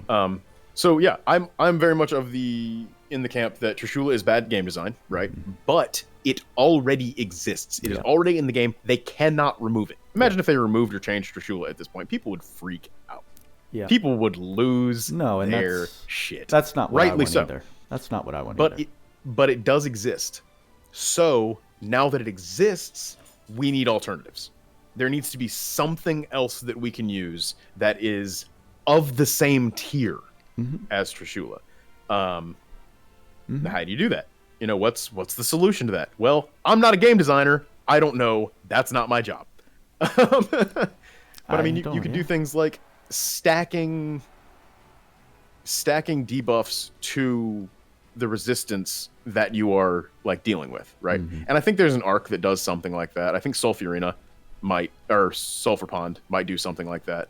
But that's a really cool effect. Having it so that while you might not start out doing all the damage, you eventually chip away their resistance until you're in a spot where you can. That's cool. That's a progressive effect. It's not on the face as good as Trishula, but it's more flavorful. It gives you that sense of ramp up. You feel very powerful as that stuff happens. So I mean, there's plenty of good solutions, and hopefully they come up with one. Yeah. Because right now it's a pretty big handicap for the game. No, it is. It makes me sad. Mechanically. Like, it's mechanically lazy. To solve or to at least give even single wielding more viability, I think if that sword, even though it's on a UR Ark, if that sword acted as a Trishula relevant only to fire element, you could give that to Kyle, and now his single wielding is infinitely more viable. Yeah, for sure. Because it's the only way he could compare to dual wielding, which he would still lose a ton of damage output, but at least he wouldn't be blocked by that elemental resistance wall that you can avoid by just giving anyone Trish. Right. So that's my only thoughts on it. Make him relevant in more content. Or just, because right now he's very much tied to like fire weak stuff. Exactly. Or at least fire neutral. Yep. So sad times with that, but we'll see how hopefully it they'll come up with progresses. some good solution for That's that in the future. great thing about gacha games, is that you never know what's ahead. And I think overall it's a pretty decisive decision that this update is one of the best in Last Cloudia history, bar none, if not the best. Yep. Absolutely. Yep. Which I love. All right, gentlemen. I want more updates of this style, as opposed to what they did last time, where they split one chapter in two and then disappointed us with both parts. Absolutely. No, this was incredible. The fact that, we're only one day in, but there is not one person that has covered everything I would place a bet on. Even in JP, I'd be hard-pressed. You'd be hard-pressed to find someone who's finished everything. I don't know. Are there crazy, crazy people out there like that? Maybe. I mean, for sure, but so for the record, we don't have information on what the reward is for finishing the world boss ability monster board. So true. I would assume people haven't finished it yet. Right.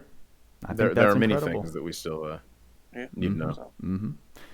Cool, gentlemen and guests. thank you for tuning in to this 2-hour second year launch special podcast. Hope you've enjoyed.